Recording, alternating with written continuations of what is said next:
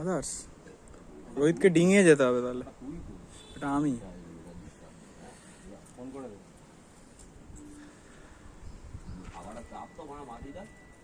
ওদেরকে বললাম তো হাওয়া ঠিক আছে ঠিক আছে। এখন উপর নিচে আমরা উপরেই খেলতে হবে, কারণ ওদের ঘাড়ে হয়ে গেছি আমরা।